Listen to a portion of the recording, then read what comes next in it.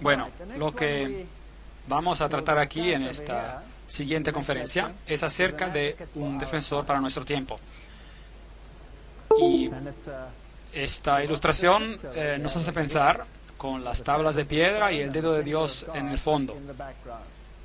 Bueno, en Éxodo capítulo 31, versículo 18 dice: y dio a Moisés, cuando acabó de hablar con él en el monte Sinaí, le dio 2 tablas del testimonio, tablas de piedra escritas por el dedo de Dios.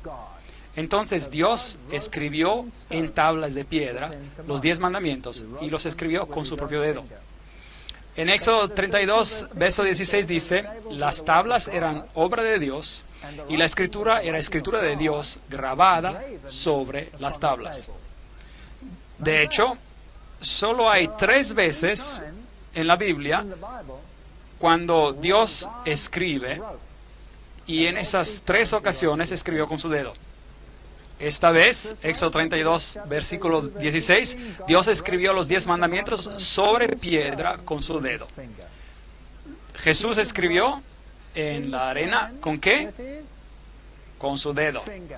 Y cuando Babilonia estaba a punto de caer, la mano escribió con el dedo, ¿en qué? En la pared. Así que es fascinante. Dios mismo escribió 3 veces y cada vez fue con un dedo, con su dedo. Y cuando Moisés rompió estas tablas porque el pueblo de Dios se había idolatrado mientras él estaba en el monte, Deuteronomio 10, versículo 2 nos dice: y escribiré en aquellas tablas las palabras que estaban en las primeras tablas. Dios dice que escribirán en las tablas nuevas que quebraste, y las pondrás en el arca. Así que las tablas del testimonio, conteniendo los 10 mandamientos escritos con el dedo de Dios, fueron puestas dentro del arca. Ok, ahora vamos a definir el asunto del pecado. Primera de Juan 3, versículo 4. Todo aquel que comete pecado infringe también la ley, pues el pecado es la infracción de la ley. ¿Está claro? Si usted infringe la ley de Dios, entonces está cometiendo pecado. Así que si yo robara, ¿estaría transgrediendo la ley de Dios? Sí.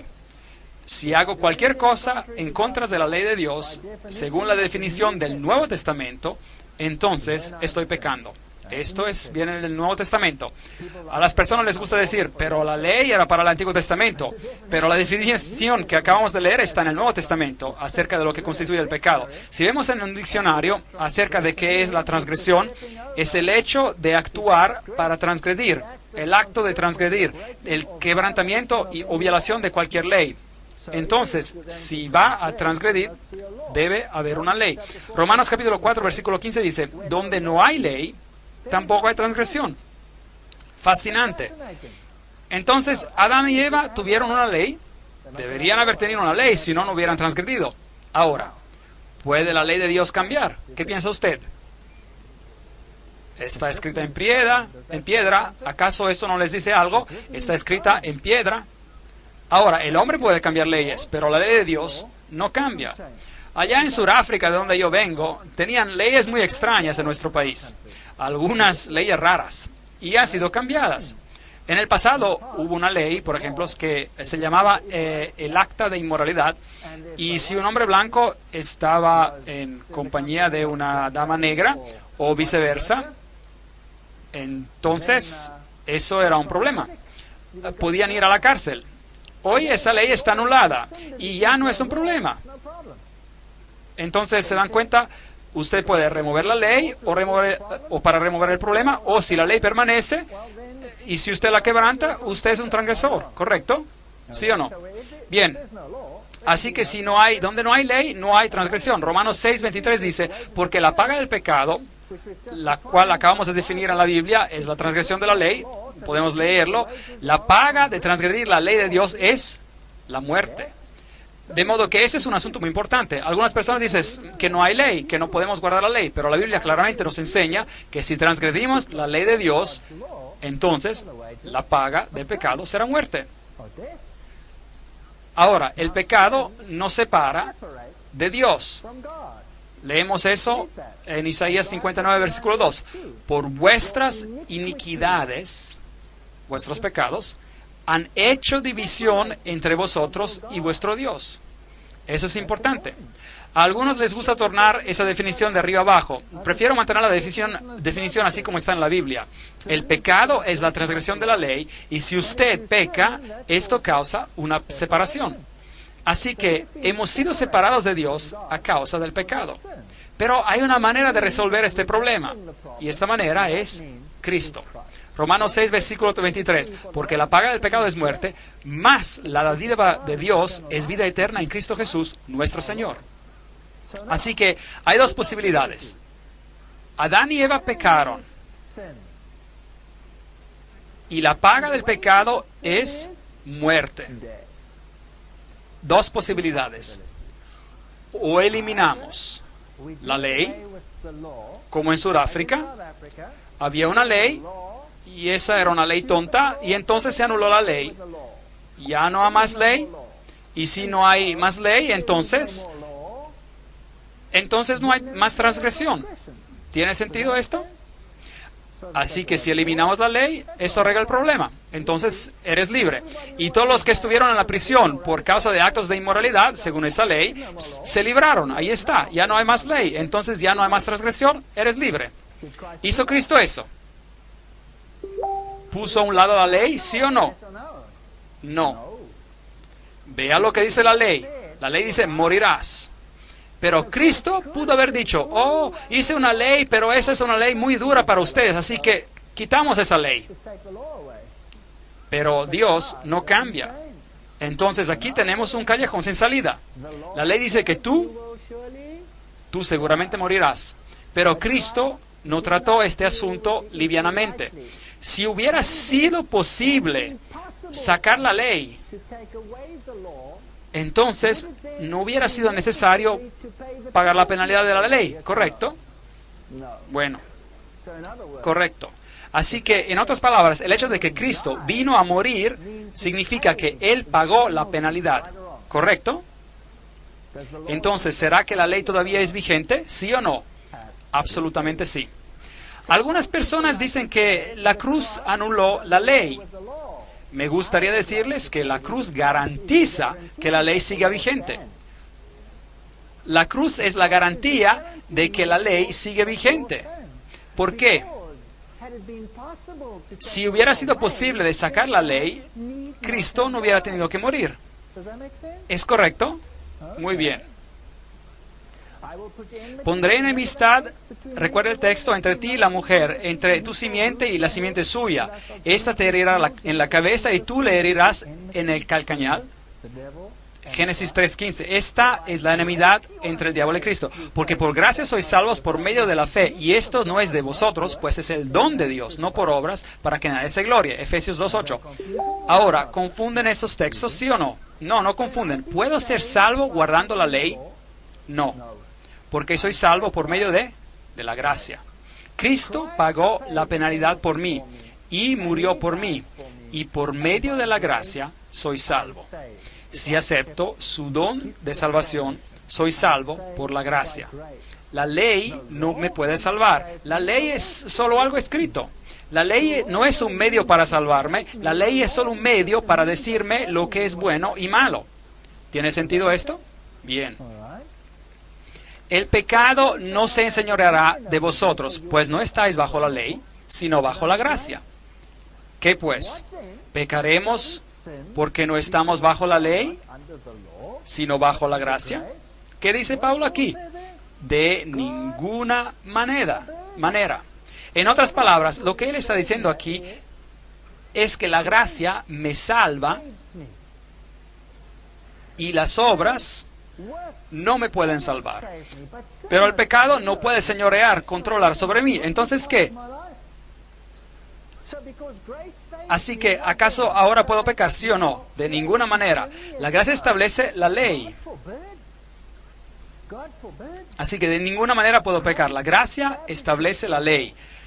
Miro a la cruz y dijo, increíble, Señor, ¿por qué tuviste que sufrir y morir por mí? Y el Señor dice, porque eres un transgresor, y la ley requiere que mueras. Por eso yo pagué el precio por ti e hice justicia. La justicia se cumplió. La justicia se cumplió. Déjenme darles un ejemplo. Si usted tiene una pequeña hija, si tienen una hijita, y unos muchachos vienen y la violan, la pegan, la mutilan, la estrangulan y la dejan muerta. Horroroso. Y usted está destrozado, absolutamente devastado. Y va a la corte y el juez le dice, lo que hicieron no está bien, esos chicos, por favor, vean que no vuelva a repetir otra vez, váyanse. ¿Y cómo se sentirá? Estaría muy enojado, ¿verdad? Porque no hubo ¿qué? No hubo justicia. No hubo justicia para nada. Pero Dios es al 100% justo. Pero Dios también es al 100% misericordioso. Es difícil ser las dos cosas. Por eso Dios tomó sobre sí mismo la penalidad, pagó el precio y murió. ¿Él requiere tu muerte también? Ahora hay una pregunta difícil para usted. Claro que sí. Él requiere tu muerte. ¿Qué clase de muerte requiere? Él requiere la muerte del hombre viejo de pecado. De pecado. En otras palabras, el viejo tú debe morir y el nuevo tú debe renacer de la muerte en Cristo por medio de su poder y su resurrección. Y un nuevo hombre será transformado. Es un hombre transformado. Y en Cristo caminamos este camino otra vez. Caminamos este camino otra vez. Y Cristo nos dará fuerzas para hacer lo que es correcto. Increíble. Tenemos una segunda oportunidad. Tenemos una segunda oportunidad. Ahora sí, regresando al ejemplo, si este asesino, estos muchachos, están sentenciados a morir y se arrepienten completamente, y allí están, y alguien está dispuesto a cambiar el lugar con ellos, esas personas tienen una segunda oportunidad. ¿Qué harían estos hombres? ¿Saldrían a matar otra vez o quizás considerarían que se les ha otorgado una oportunidad? Y dicen, ahora tengo otra posibilidad, mejor camino correctamente. Por eso Dios prohíbe que la gracia anule el guardar la ley. Ya que por las obras de la ley ningún ser humano será justificado delante de él, no seremos salvos por lo que hacemos de cosas buenas, porque por medio de la ley está ¿qué? El conocimiento del pecado, Romanos 3, 19 y 20. Así que la ley no puede salvarme, solo Jesús puede salvarme. Pero la ley puede decirme lo que es bueno o malo.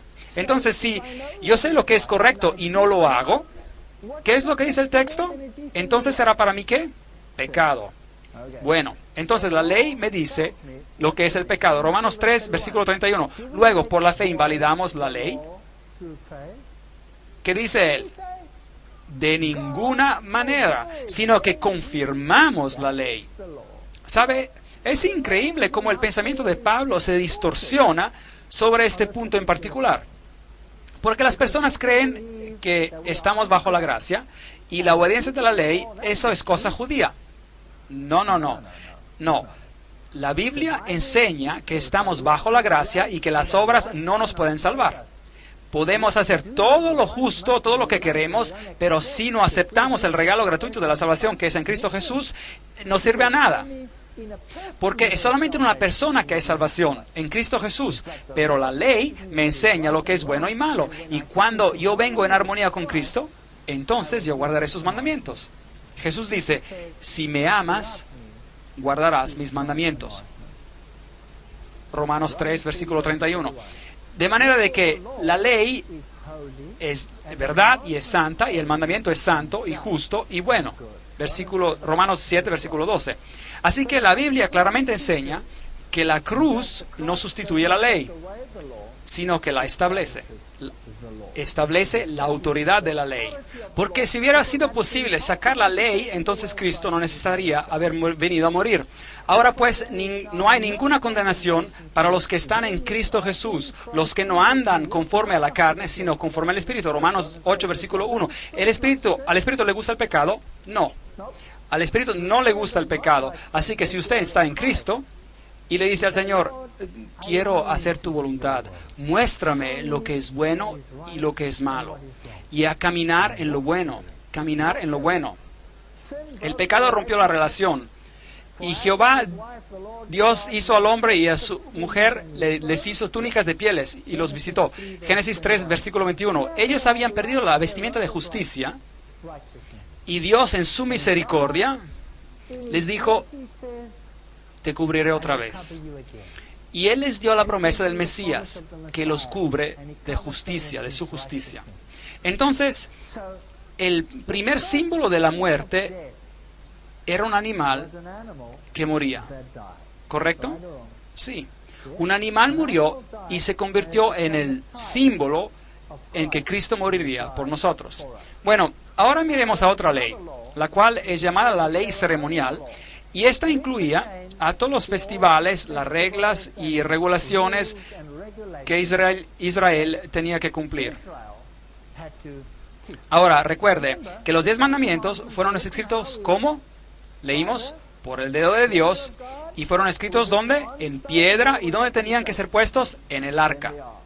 La ley ceremonial fue escrita por Moisés y fue puesta al lado del arca. Leamos esto cuidadosamente. Deuteronomio capítulo 31, versículos 24 a 26. Y cuando acabó Moisés de escribir estas palabras de esta ley, ahora, ¿quién escribió? Moisés. En un libro, y no en tablas de piedra. En un libro, hasta concluirse las palabras, pero dio órdenes Moisés a los levitas que llevaban el arca del pacto de Jehová, diciendo, tomad este libro de la ley, el libro de la ley, y ponedlo al lado del arca del pacto de Jehová vuestro Dios, y que esté allí por testigo contra ti. Ahora, recuerden esto cuidadosamente, grábenlo en su memoria. Es bueno grabar la palabra de Dios en la memoria. Uno tiene que estar adentro del libro de la ley, afuera, y sirve como un testimonio contra nosotros, un testigo contra nosotros, la ley ceremonial. Así que esta ley nos dice algo acerca de nosotros. Bueno, correcto o incorrecto. Nos dice que somos pecadores. La ley, los 10 mandamientos, nos indican, definen lo que es el pecado. Pero esta ley nos dice cuál es nuestra parte en esto. Y nos indica a una solución.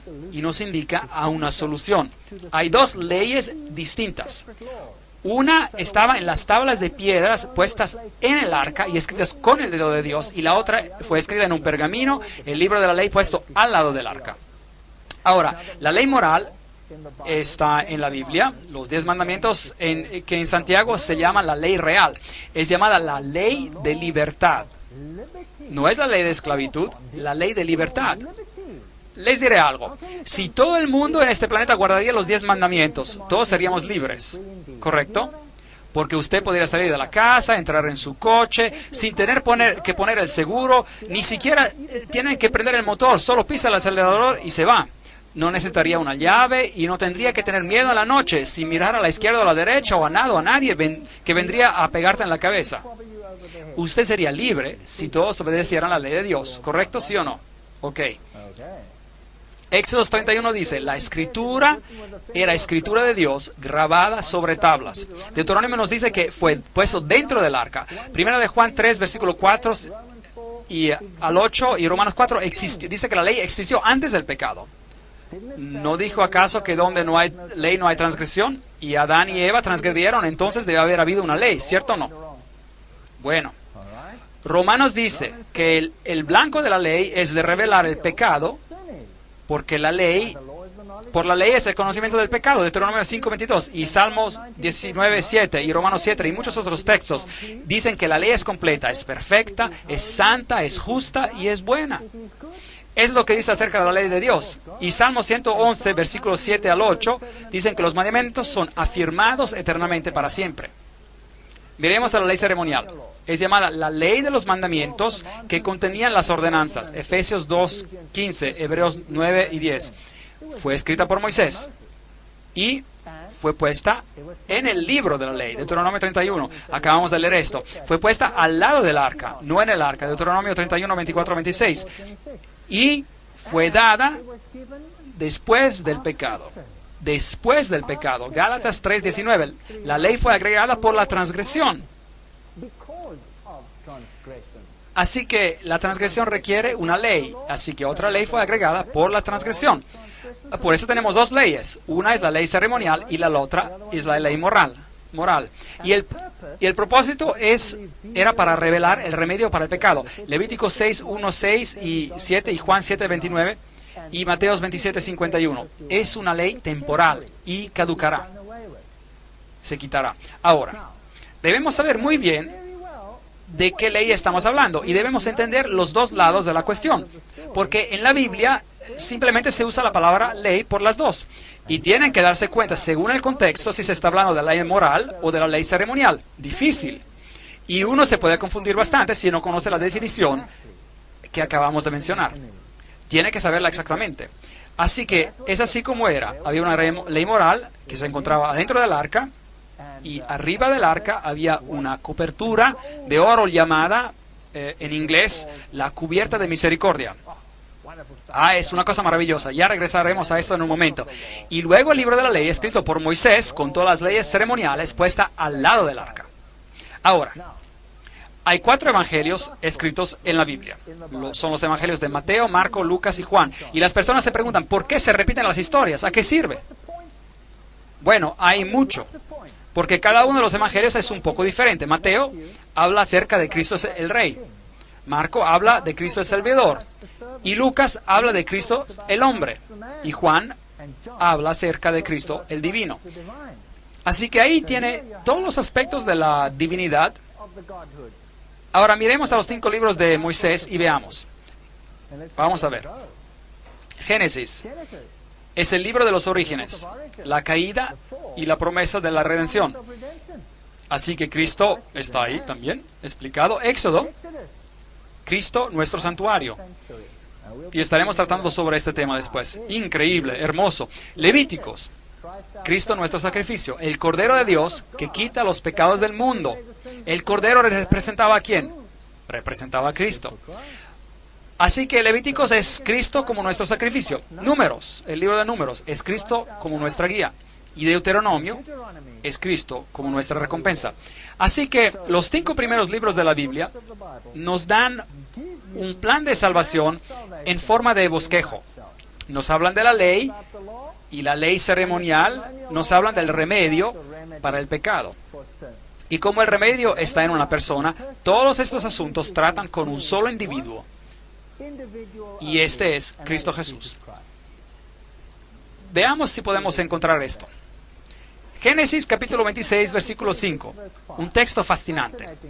Por cuanto oyó Abraham mi voz y guardó mis preceptos, mis mandamientos, mis estatutos y mis leyes. Miren.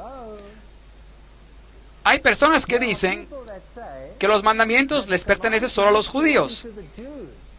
Y fueron dados en el Sinaí, en los 10 mandamientos, en tablas de piedra. ¿Correcto o no? Bueno, ¿qué leyes y estatutos guardó Abraham, pues? Esto era antes que los judíos. Obviamente, él obedeció a los mandamientos de Dios. Entonces, los mandamientos, si existían entonces, fueron desde el principio. Pero como el ser humano es olvidadizo, se le dieron en tablas de piedra otra vez para posteridad. Y Jesús dijo, así como yo he guardado los mandamientos de mi Padre y permanezco en su amor. Juan 15:10. Jesús dejó un ejemplo. Él obedeció a los mandamientos. Jesús dice, no penséis que he venido para abrogar la ley. Él se refiere aquí al antiguo Pentateuco, que eran los 5 primeros libros de Moisés, y contenían la ley de los 10 mandamientos. Así que ni una jota ni una tilde sería removida. Esto incluye los 10 mandamientos y los profetas. Todo lo que se ha dicho por los profetas. No he venido para abrogar, sino para cumplir, dijo Jesús. Porque de cierto os digo que hasta que pasan el cielo y la tierra, ni una jota ni una tilde pasarán de la ley, hasta que todo se haya cumplido. Mateo 5, 17 y 18. Entonces puede ver que Jesús no vino a cambiar nada, sino que vino a cumplir. Él es el cumplimiento de la ley ceremonial. Él es la solución al pecado. Y Él vino porque la ley de los 10 mandamientos nos había condenado a todos nosotros a la muerte, pero Él vino a hacer justicia, a pagar el precio. Así que en la cruz la justicia y la misericordia se juntaron. Increíble. Jesús dice, pero es más fácil, eso es Jesús que está hablando, que pasen el cielo y la tierra para que se frustre una tilde de la ley. Lucas 16, versículo 17. ¿Ven que la ley permanece, sí o no? Ok, así que aclaramos esto. Primera de Juan 5, versículo 3. Pues este es el amor de Dios, que guardaremos sus mandamientos, y sus mandamientos no son gravosos. Algunas personas dicen, no puedo guardar la ley de Dios, es imposible, es imposible. Es imposible. He tenido pastores que me han dicho lo mismo. Pastores que me dicen que es imposible guardar los mandamientos de Dios, que no tenemos que guardar los mandamientos de Dios. De hecho, de que los mandamientos han sido eliminados. Y le dije, pastor, deme su esposa, la necesito esta noche. Y él dijo, ¿qué quiere decir? Pues le dije, bueno, si no hay mandamiento que diga, no adulterarás. Y me dijo él, no quise decirlo así. Y le dije, bueno, entonces, ¿qué quiere decir? ¿Cómo lo explica? Está bien, si asesino a su hija, está bien eso. No quería decir eso. Entonces, bueno, no se debería matar. Aquí podemos citarlos a todos ellos, los mandamientos. ¿Los quieren? Pero ellos no los quieren. Así que o están aquí, o están presentes o no presentes. El Señor dice que sus mandamientos no son gravosos. Y habiendo perfeccionado, vino a ser autor de eterna salvación para todos. ¿Quiénes? ¿A todos quién? A todos los que le obedecen. Hebreos 5, versículo 9. Obediencia. Así que si usted tiene un evangelio sin la obediencia, entonces tiene un evangelio a medias. Está mal basado. Va a ser inestable y se va a caer. Ahora, veamos esto. A lo que realmente lo sorprenderá. La ley en el Nuevo Testamento. Mateo 4:10 o Apocalipsis 19:10. Al Señor tu Dios adorarás y a Él solo servirás. Mírenlo por ustedes mismos. Está ahí, en el Nuevo Testamento. No estoy leyendo el Antiguo. Aquí, primera de Juan 5:21, Hechos 17:29. Hijitos, guardaos de los ídolos. Amén. Este es el segundo mandamiento. Primera de Timoteo 6:1. Que no sea blasfemado el nombre de Dios y la doctrina. Si leen Marco 2, 27, 28, Hebreos 4:4, el sábado fue hecho por causa del hombre y no el hombre por causa del sábado. Por tanto, el Hijo del Hombre es Señor aún del sábado. Aquí. Honra a tu madre y tu padre. Tu padre y tu madre. Mateo 19, 19, Efesios 6, 1 al 3. No matarás. Romanos 13, 9. Santiago 2, 11. No adulterarás. Mateo 19, 18. No robarás. Romanos 13, 9. Efesios 4, 20. No dirás falso testimonio. Romanos 13, 9. No codiciarás. Romanos 7, 7. ¿Está la ley ahí, sí o no? ¿En el Nuevo Testamento, sí o no? Sí. ¿Permanece la ley? Absolutamente sí. No toquen la ley de Dios. Fue necesario que Dios muriera porque la ley todavía permanece. Gálatas 3:19. Entonces, ¿para qué sirve la ley? Fue añadida a causa de las transgresiones hasta que viniese la simiente a quien fue hecha la promesa. ¿Quién era la simiente? Acabamos de hablar acerca de esto ahora mismo, Jesús. Y hubo una ley que fue agregada por la transgresión, o a causa de la transgresión. Ahora, piensen bien, damas y caballeros, piensen. La transgresión requiere que haya una ley, ¿cierto? Así que leámoslo un poco diferente. Digamos, hubo una ley agregada porque otra ley había sido transgredida. ¿Es eso lo que dice? Muy bien. Entonces, ¿qué ley fue transgredida? Los 10 mandamientos. ¿Y qué ley fue agregada por la transgresión? La ley ceremonial. Ah, muy bien. Muy bien. Entonces, la solución al problema fue añadida porque el problema había sido creado por la transgresión de la ley. Simple, así es. Entonces, tuvimos la ley desde el principio. Este hombre de aquí, su nombre era Caín, y él dijo, no voy a obedecer. Haré obras con mis propias manos.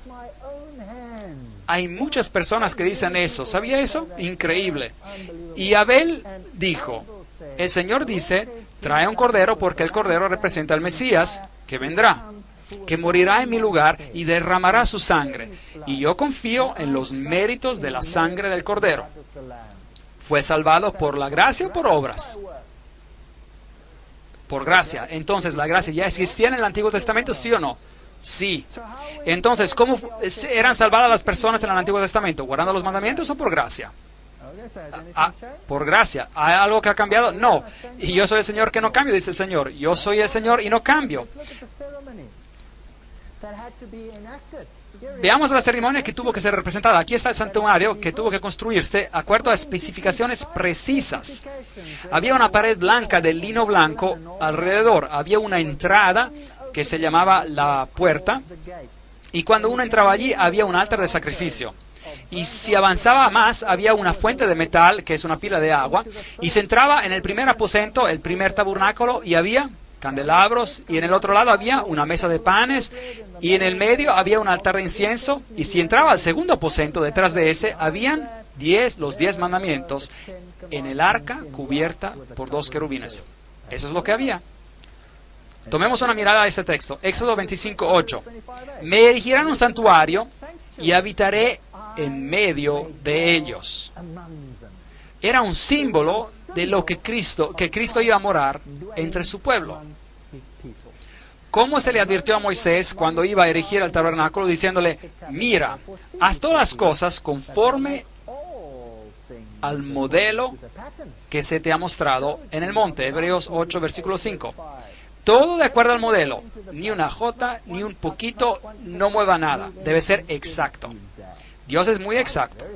Por eso le dijo exactamente cómo debía ser construido. Cada pequeño detalle, y cada pequeño detalle es importante. Y a nadie le importa leerlo. O eso era Antiguo Testamento. Pero lo que pasó en el Antiguo Testamento fue escrito para nuestra admonición. Así dice Pablo. Así que será mejor que nos aseguremos de leerlo. Bueno, todos estos pilares, el Señor dice que son una copia del tabernáculo en el cielo, en el templo en el cielo. Y dice, al vencedor lo haré columna en el templo de mi Dios, en mi casa. Entonces el pilar simboliza los redimidos. Es interesante. Y se necesitaba dinero para pagar la construcción y cada persona tenía que pagar un precio de redención. Y era el mismo precio para los pobres o para los ricos. Así que era, y si bien recuerdo, un cuarto de shekel de plata y cada uno tenía que pagarlo. Y Jesús vino y envió a su discípulo a pescar el dinero de redención de la boca de un pez. ¿Se acuerda de esa historia? Y hubo suficiente para pagar para 2 de ellos. Jesús está dispuesto a pagar el dinero de la redención por ti. Ahora, ese era el símbolo. Las bases del santuario y cada uno tiene que ser partícipe. Tiene que pagar. Tiene que dar algo. Y aquí había una puerta afuera, una puerta. Y esta puerta estaba cubierta con material de 4 colores. Tenía morado o púrpura, tenía rojo, tenía azul y tenía también color blanco. Y había un hilo de oro. Morado es el color de la realeza, rojo es el color del sacrificio, y azul es el color de obediencia, y el blanco representa el color de la justicia. Esos son los aspectos de Cristo. Y por si acaso, si usted quiere tener el morado, tiene que mezclar el rojo y el azul. Entonces, el sacrificio y la obediencia hacen realeza. Increíble, es hermoso. Jesús dice, yo soy la puerta. Y nadie viene al Padre sino por mí. Y si no entras por esa puerta, Él dice, no tienes parte conmigo. Entonces Jesús es la puerta. Esta puerta, había solo una. Y después había otra por aquí. Y esta era llamada el portón. Y esta se llamaba la puerta. Y tenía el mismo material. Y después había otra adentro que tenía el mismo material con los mismos colores. Así que Cristo es identificado con la puerta y con los colores. y con el velo que está entre el primero y el segundo aposento. Y si viene por aquí, la primera cosa que encuentra es el altar de sacrificio. ¿Qué se hacía ahí? Un sacrificio. ¿Y quién representa ese sacrificio? Representa a Cristo. Entonces el lino blanco alrededor es la justicia de Cristo. Cuando se entra por la puerta, en otras palabras, cuando acepta la salvación por medio de Cristo, entrando por la puerta, y se queda envuelto por la justicia de Cristo. Hermoso. A eso se le llama justificación. Y se encuentra frente al altar de sacrificio y hay un cordero. Y es testigo del sacrificio del Hijo de Dios en símbolo para quitarle los pecados, sus pecados. Hebreos 9:24 dice, porque no entró Cristo en el santuario hecho de mano, figura del verdadero, sino en el cielo mismo para representarse ahora por nosotros ante Dios. Así que el santuario terrenal era una copia del santuario celestial donde Cristo es nuestro sumo sacerdote. Hebreos 9:8 dice, no se había manifestado el camino al lugar santísimo, entre tanto que la primera parte del tabernáculo estuviese en pie. El ministerio de Cristo solo pudo empezar en el cielo una vez que el terrenal estaba completo. ¿Y cómo sabemos eso? Porque en el tabernáculo terrenal, al sacerdote no le estaba permitido entrar al primer aposento hasta que el sacrificio se había hecho. Había un cordero y había un carnero de consagración. El cordero representa a Cristo al principio de su ministerio y el carnero representa a Cristo al terminar su ministerio. Y si el carnero de consagración era sacrificado, al sacerdote se le permitía después entrar al lugar santo. Y la Biblia nos dice que Cristo no entró con la sangre de corderos o carneros, pero con su propia preciosa sangre. Entonces, este servicio tenía como una garantía de la venida del Mesías. ¡Qué hermoso simbolismo! Los cuales sirven a lo que es figura y sombra de las cosas celestiales, como se le advirtió a Moisés cuando iba a erigir el tabernáculo, diciéndolo, miren, es una copia del celestial. Hebreos 8:5. Entonces, el tabernáculo puesto en el medio del campamento de las personas representaba al ministerio de Jesucristo. Ahora, ¿no cree que es importante que entendamos el ministerio de Cristo, sí o no? Yo creo que sí. Jesús habitó entre nosotros, Juan 1:14. Entonces estudiamos este ministerio, porque si lo estudiamos, entonces podremos distinguir los engaños, muchos de los engaños que hay en este mundo. Muchas personas terminan su evangelio una vez de que hayan pasado por esta puerta. Allí están adentro. Ahora, adentro estoy cubierto por la justicia de Cristo, mi vida sigue como antes, nadie ha cambiado. No. Hay más en el ministerio. Solo ha visto el primer tabernáculo. Veamos a los muebles una vez más. Cuando entra, entonces había un altar de sacrificio y una fuente de metal, y luego entraba al primer aposento, y en el primer aposento a un lado había el candelabro, también un altar de incienso y una mesa del pan propiciatorio, y había un candelabro de 7 brazos. Y en el candelabro de 7 brazos. Y en el otro aposento estaba el arca del pacto. Entonces, la corte de afuera representaba la tierra. El portón, la puerta, el velo representan las 3 dimensiones del ministerio de Cristo. 3 dimensiones, no solo una. Había 4 pilares para el velo, 4 cubiertas, 4 colores, 4 ingredientes en el pan propiciatorio. El número 4 es el número de la tierra, norte, sur, este, oeste. Toda la tierra se alcanza por esta redención. 48 tablas, 60 pilares, múltiples de 144,000. Las basas estaban hechas de plata, como dijimos, del dinero de la redención. Nadie puede poner otro fundamento que el que está puesto, el cual es Cristo Jesús. 1 Corintios 3:11. Él es el fundamento de cada pilar. 5 barras sosteniendo la estructura, 5 factores sosteniendo el cuerpo de la unidad del Espíritu. ¿Se acuerdan? Hay solo un cuerpo, un Espíritu, un Señor, una fe, un bautismo y un Dios y un Padre de todos. 5 factores sosteniendo el santuario junto. Ahora vamos al sacrificio. El cordero se traía y el pecador se presentara frente al cordero. ¿Y qué tenía que hacer? Tenía que poner sus manos encima del cordero. Y entonces se mataba el cordero y la grasa era removida y quemada. La grasa es el símbolo del pecado y el quemar la grasa es el quitar el pecado, Levíticos 3:3 y Salmos 37:20. Así que la grasa que está en las partes interiores, cubriendo los órganos internos, se convierte en un símbolo de pecado, el cual es quemado en Cristo. Hermoso símbolo. Es el cordero que era atado a los cuernos del altar. Cristo es el cordero que es atado al sacrificio y se convierte en tu sacrificio. Entonces el cordero atado con una cuerda al altar, y tú tenías que sacrificar el cordero. Tú tenías que hacer tu parte en el servicio. Tú tenías que matar al cordero. El sumo sacerdote agarraba la sangre y en cierto sentido la sangre del cordero te limpia de tus pecados. Y el sumo sacerdote mismo era un símbolo de Cristo. Claro que en ese sistema el cordero y el sumo sacerdote son realmente uno.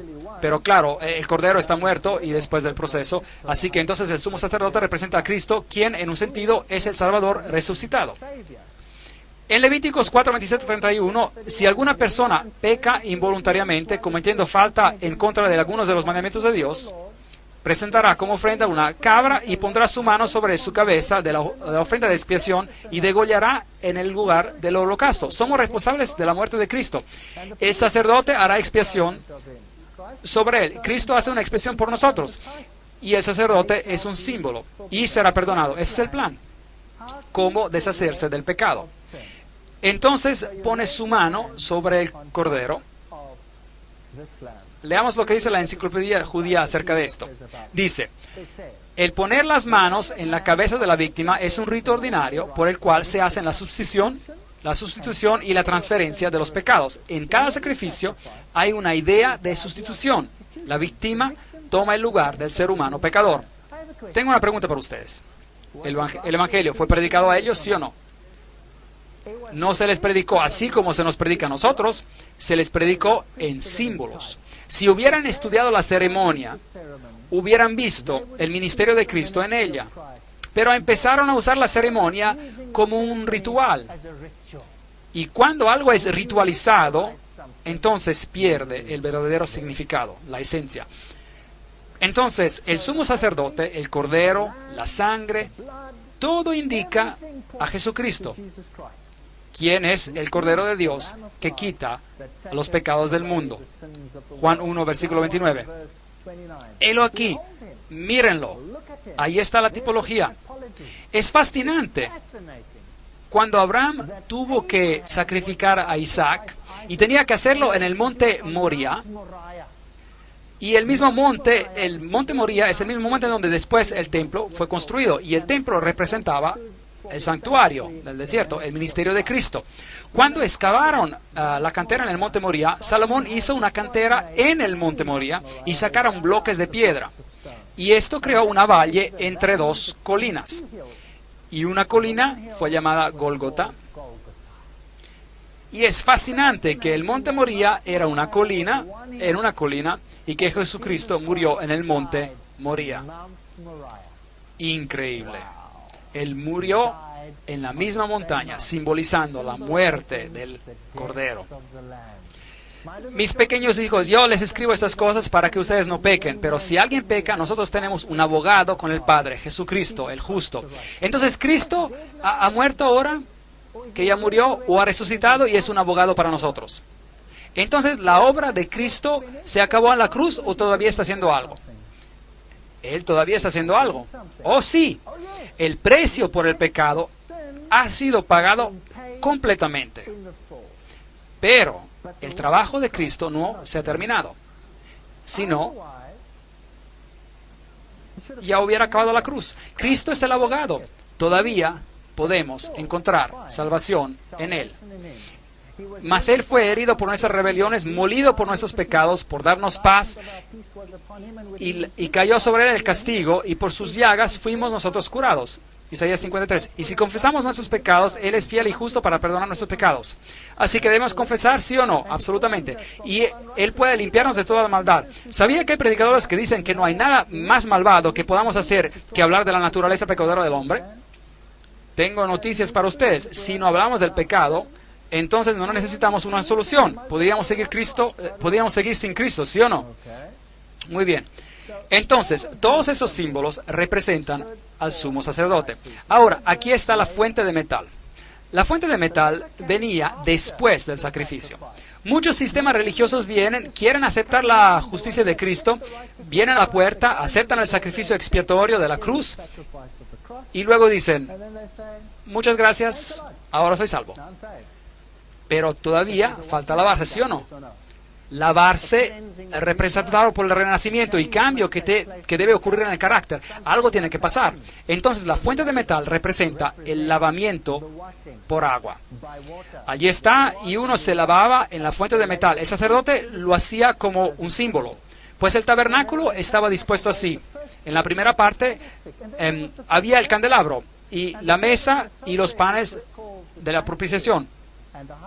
Y el sumo sacerdote entraba diariamente, no sin sangre. Ahora, esto es lo que pasaba. Imagínese esto. El pecador trae el cordero. El cordero está muerto, se mata, y sus entrañas están quemadas, y lo que queda del cordero es finalmente quemado afuera de la ciudad.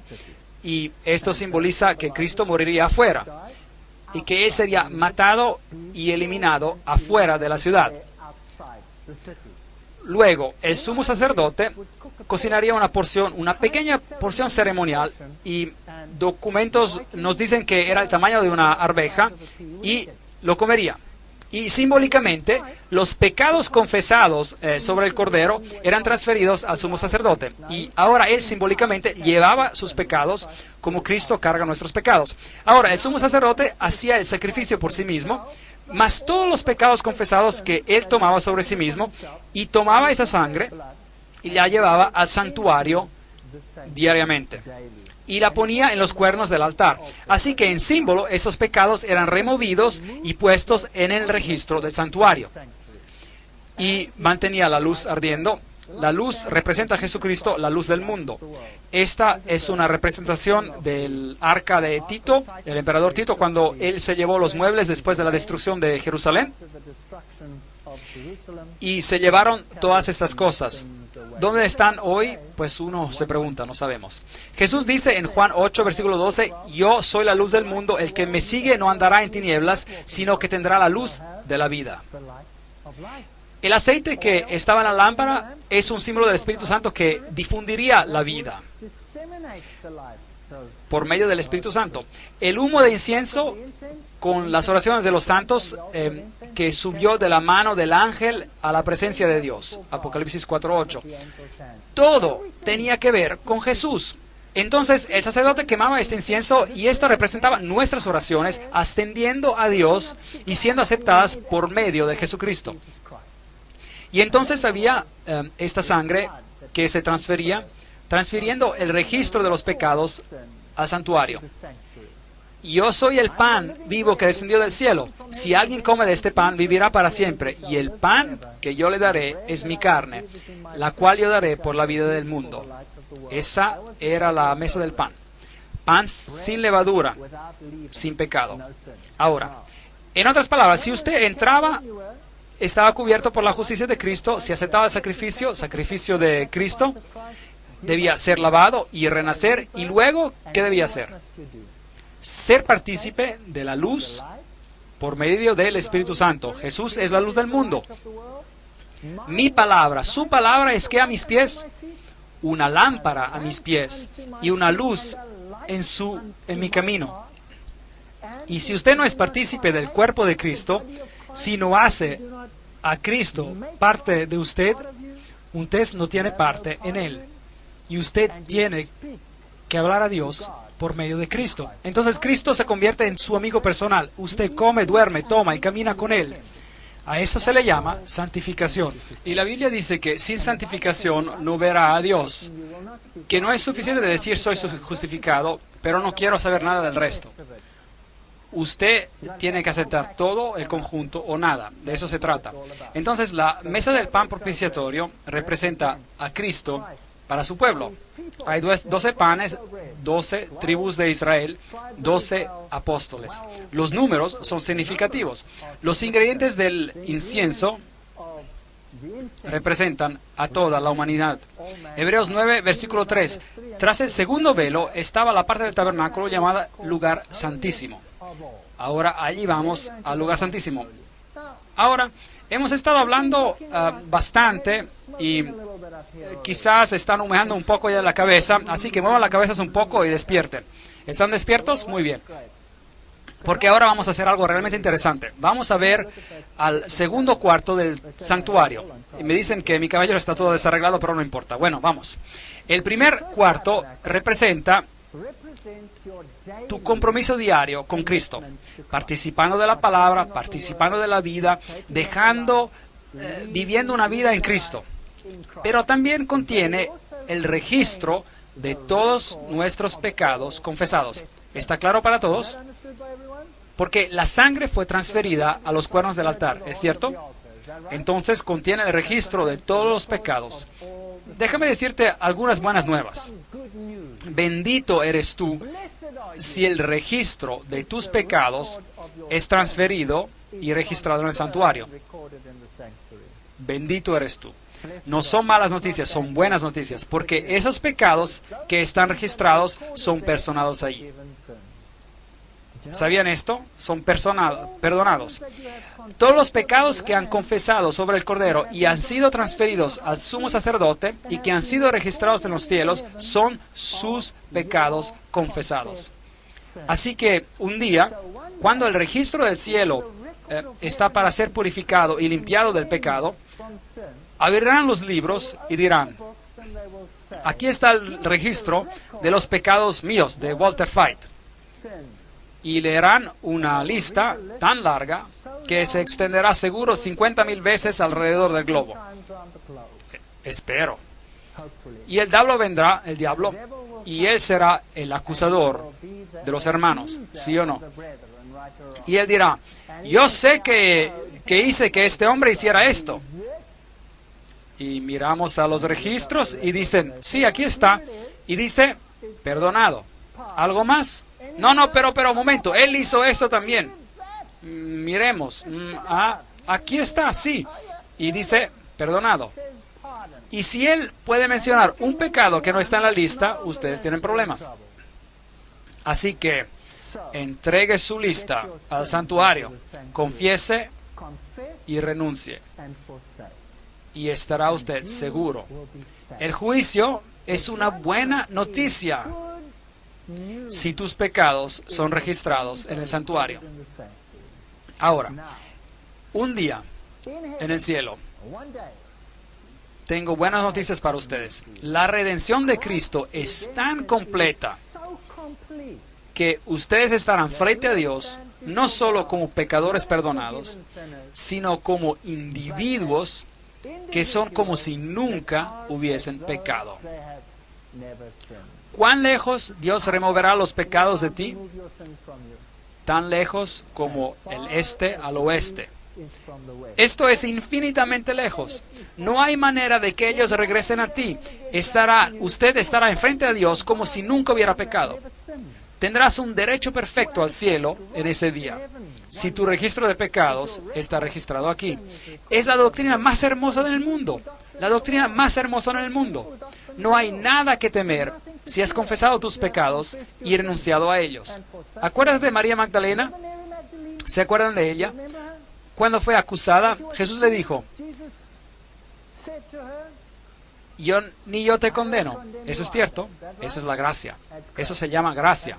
Y luego, ¿qué le hizo? Ve y no pequen más. ¿Qué es eso?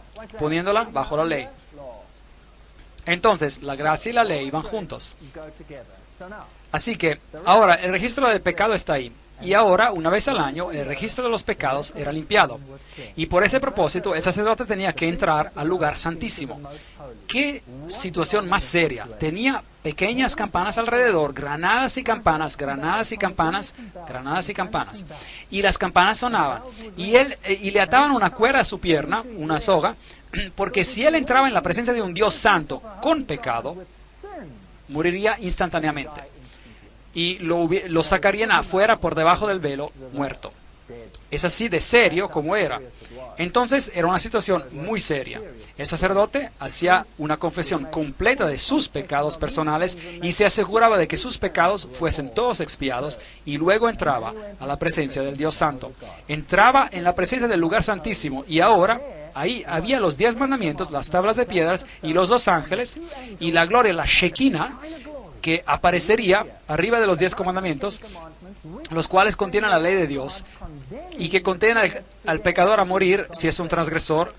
Y había la cubierta de oro fino, que en inglés es la cubierta de misericordia, y que representa la misericordia de Cristo, cubriéndote de la condenación de la ley, de la cubierta que cubría el arca del pacto. Una historia fascinante. ¿Sabían ustedes que esa cubierta de oro tenía 1,5 cúbitos de alto, y la parrilla donde el sacrificio se quemaba afuera, sobre el altar, era también 1,5 cúbitos de alto? Pequeños detalles como ese solo me dejan asombrado. En otras palabras, la justicia de Dios es tan elevada como su misericordia. Algo increíble. Muy bien. Aquí él entraba y esparcía la sangre especial en el velo y enfrente del arca, que contenía el arca, naturalmente, por supuesto, los 10 mandamientos. Mucha paz tienen aquellos que aman tu ley, y que no hay para ellos tropiezos. Salmo 119, 165. Mira los muebles.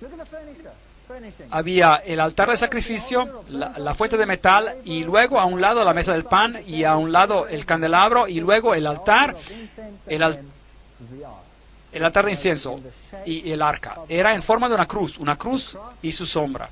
Hermoso. Así, dispuestas a estas cosas, en la primera parte del tabernáculo entraban los sacerdotes continuamente para cumplir sus oficios de culto. Eso representa la santificación a través de tu vida. Hebreos 9, versículo 6.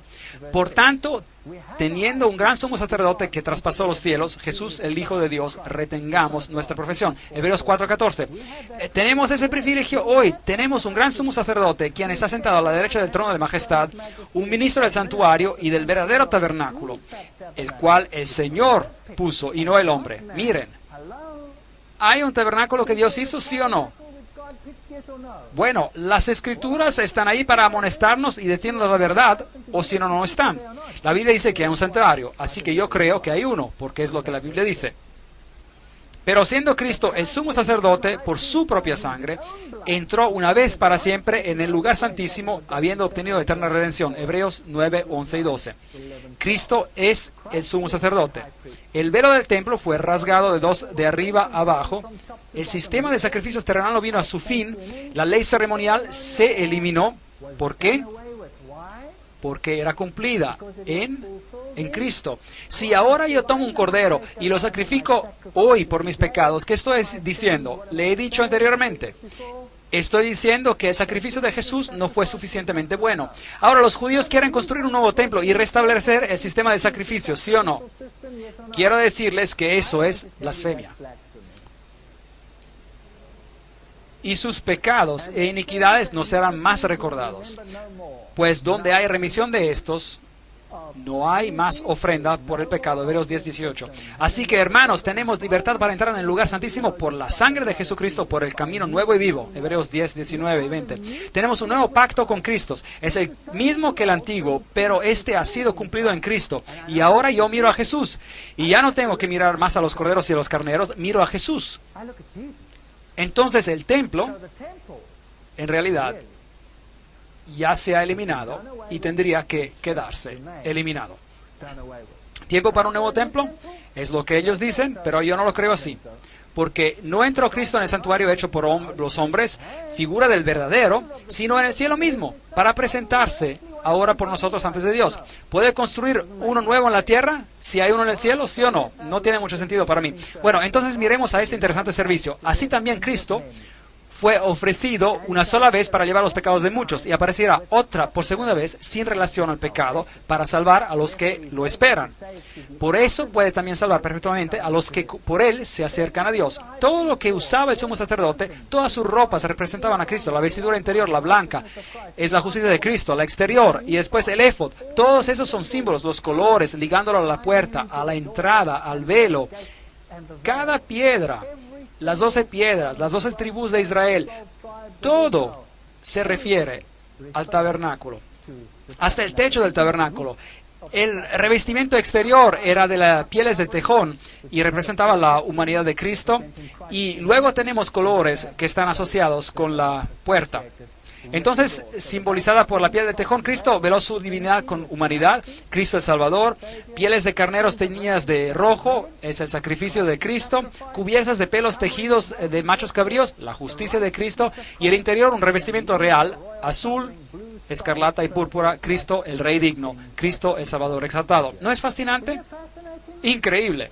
Ahora, hay 7 fiestas judías anuales, también asociadas con este servicio del templo. Esto fue todo escrito en la ley de Moisés. Había un tipo y un antitipo. Había la Pascua, que representaba el sacrificio del Cordero, representaba la crucifixión. Note que era en el mes de Nisan 14. Entonces había la fiesta del pan sin levadura el siguiente día. Y ese es Cristo. Nisan 15, el cuerpo de Cristo, Cristo en la tumba. Y luego tenían la fiesta de los primeros frutos, Nisan 16. Entonces 14, 15, 16, los 3 días, el viernes, el sábado y el domingo de la crucifixión. Es la resurrección, pues es esta última fiesta. Así que hasta en las fiestas anuales celebraban el trabajo de Cristo, la obra de Cristo. ¿Eso lo sorprende? Increíble. Y luego tenía la fiesta de las semanas, la cual era en Sivan 6. Eso era 50 días después y eso era el Pentecostés. Esta se celebraba la donación de la ley, las herramientas de la justicia, cómo estar en lo correcto en cuanto a tu obediencia. La gracia viene de Dios. Así que ahora estaban completamente equipados y al mismo tiempo se los envió a predicar a Cristo, la solución al problema del pecado. La ley define el problema del pecado. Cristo es la solución al problema del pecado. Así que el costo de la redención. Así que las 5 trompetas, la fiesta de las trompetas, Tishri, el mes de Tishri, era el anuncio del juicio y del movimiento adventista, del día de la expiación, el juicio del preadvenimiento, Tishri 10, y luego la fiesta solemne de las cabañas yendo a casa. Ahora miremos a una de estas. El día de la expiación, la cosecha de la redención, seguiría a esta fiesta. Entonces, la purificación del santuario terrenal, esto es algo magnífico. El día de juicio es lo que representaba. Entonces, sonaban las trompetas y traían 2 machos cabríos, y uno era llamado el Cordero de Dios, el macho cabrío de Dios, y el otro se llamaba Azazel, y era para soltarlo en el desierto. Pero Azazel significa el malvado, el Lucífero. Entonces, ellos echaban la suerte y Azazel se llevaba al desierto y no era sacrificado. Él no moría, solo se lo llevaba al desierto, pero el macho cabrío de Dios era sacrificado. Entonces, el sonido de la trompeta era un símbolo de juicio, Apocalipsis 14, 6, 7, Joel 2, 1, y el macho cabrío de Dios era sacrificado, y el sacerdote entraba con su sangre en el lugar santísimo. Recuerdan las campanas y la cuerda atada a sus pies. Y en Hebreos se nos dice que en el segundo aposento, en el lugar santísimo, entraba el sumo sacerdote una vez al año. No sin sangre, Levíticos 16, 19. Él esparcirá sobre la sangre con su dedo 7 veces. Y así lo limpiará. Y así que esto limpiaba el santuario. Y lo santificará de las impurezas de los hijos de Israel. Acuérdense de que todos los registros del pecado estaban ahí. Y todos estos tenían ahora que ser limpiados del santuario. Así que purificará el santuario. Ese es el primer tabernáculo, y a causa de las impurezas de los hijos de Israel, de sus rebeliones y de todos sus pecados. De la misma manera hará también con el tabernáculo de la reunión, que está entre ellos, en medio de sus impurezas. Entonces todo tenía que ser limpiado del registro del pecado. Increíble. Entonces el sumo sacerdote tomaba en esta ceremonia todos los pecados que habían sido confesados por el año entero sobre sí mismo, y él salía y ponía sus manos en el macho cabrío, y que se iba al desierto a Azazel, y presionaba sus manos en él y transfería el registro del pecado. ¿Quién te hizo pecar? ¿Quién te hizo pecar? Satanás te hizo pecar. Entonces, si Satanás te hizo pecar, este registro de pecados está transferido sobre el macho cabrío, que se va al desierto, a Azazel, que significa Lucifer o Satanás, y él un día pagará el precio por los pecados perdonados. Y si no has confesado tus pecados, ¿quién paga por ellos? Tú lo harás. Increíble. Ahora, él no se convierte en el que lleva los pecados, que expía los pecados, porque la Biblia dice que sin el derramamiento de sangre no hay perdón de pecados. Así que a él se lo envía al desierto, porque en este día se hará expiación por vosotros y seréis limpios de todos vuestros pecados delante de Jehová. Levíticos 16:30. Entonces, en el día de juicio estarás frente a Dios. ¿Con cuántos pecados en ti? Ninguno. ¿No es asombroso? Es fenomenal. La purificación de Jesús es total. Estás de pie frente a Dios como si nunca hubieras pecado. Tu redención es completa. Venid luego, dice Jehová, y estemos a cuenta. Aunque vuestros pecados sean como la grana, como la nieve serán emblanquecidos. Aunque sean rojos como el carmesí, vendrán a ser como blanca lana.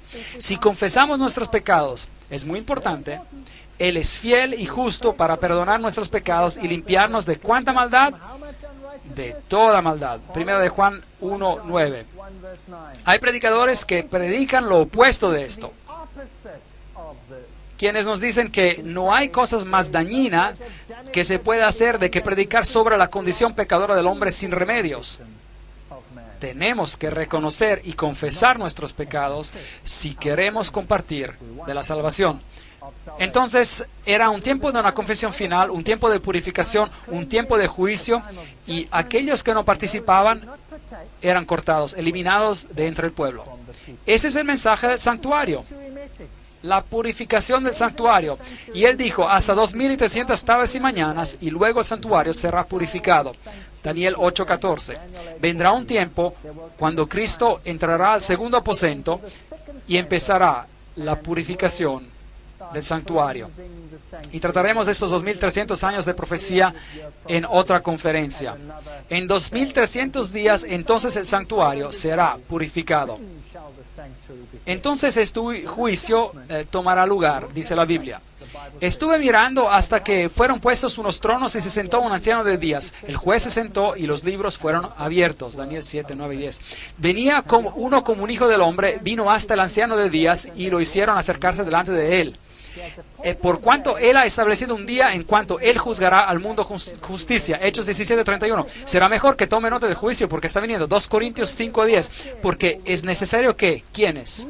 Que todos nosotros aparezcamos delante del tribunal de Cristo, para que cada uno que reciba según lo que hubiere hecho por medio del cuerpo, sea bueno o malo. Entonces, ¿dónde le gustaría que sus pecados estén? ¿Sobre su cabeza o registrados en el santuario en el cielo? Mejor, registrados en el santuario. El Señor juzgará a su pueblo. Hay una lista. Y si esta lista está bien larga, muy larga, entonces bien para ti.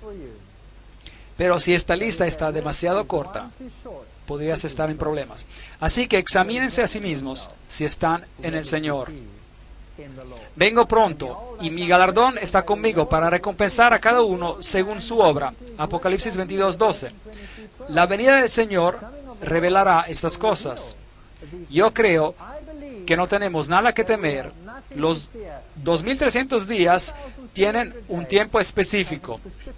Empieza al 457 antes de Cristo, y si tiene 2300 años viene al año 1844. Es un tiempo muy interesante, es el tiempo cuando el Manifiesto Comunista fue escrito, fue el tiempo cuando salió la teoría de la evolución del mundo, precisamente en el 1844. Fue un tiempo cuando hubo un gran choque entre lo que es el Mesías verdadero y lo que no es el Mesías, la filosofía del mundo sobre la creación del mundo.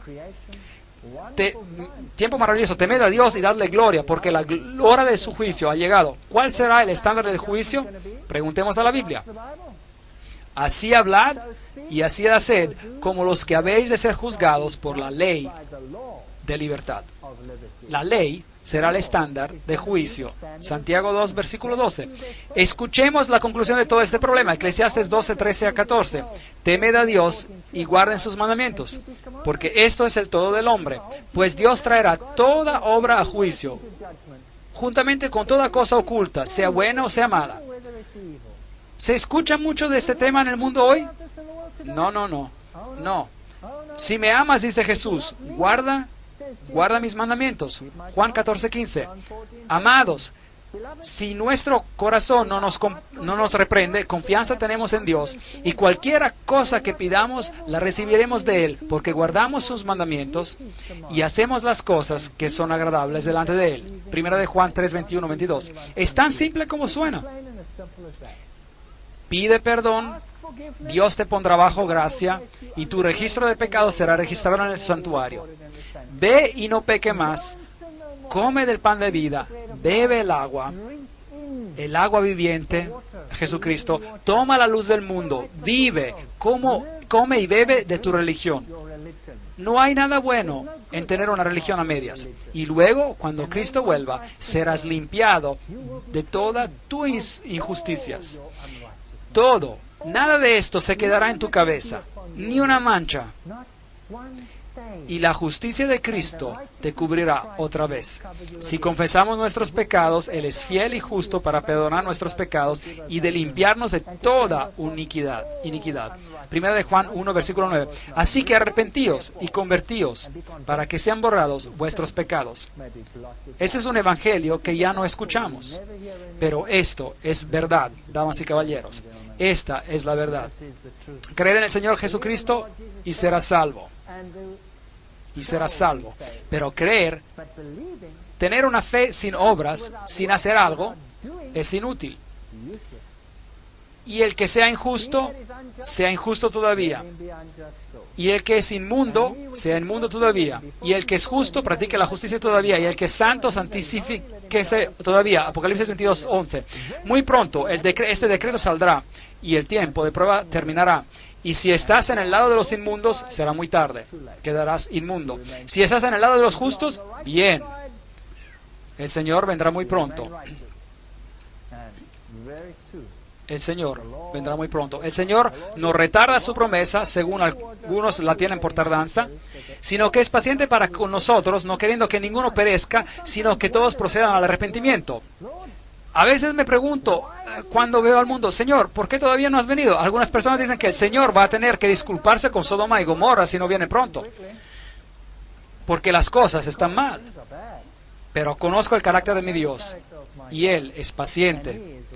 Y aquí está la paciencia de los santos, los que guardan los mandamientos y la fe de Jesús. Jesús viene pronto, amigos. Él viene pronto en las nubes de los cielos. Y es mi oración, mi deseo, que cada uno de nosotros tenga el entendimiento correcto de qué significa servirlo. No significa solo servirle y cantar simplemente aleluyas. Significa aceptarlo como mi Salvador personal y mi Rey. Y un rey es una persona que tiene que ser obedecida. No porque Él quiere señorear sobre mí, no. El Señor Jesús demostró que Él vino para lavar mis pies, ¿verdad? Él no vino a señorear sobre nosotros, pero nos pide obediencia porque es bueno para nosotros, porque es lo correcto para nosotros. Él dice, escribiré mis leyes en tu corazón. Ese es el nuevo pacto. Y cuando la ley esté en el corazón, querrás hacer lo que es correcto. les aseguro que sus relaciones mejorarán, el amor por uno al otro mejorará y toda su manera de pensar mejorará. Si volvemos a obedecer, regresamos a una relación de obediencia con Jesús, con Dios. Y no hay nada que temer ante el juicio si hemos confesado nuestros pecados. Nada. Y mientras más larga la lista de los pecados que he confesado, que están registrados en los cielos, mejor.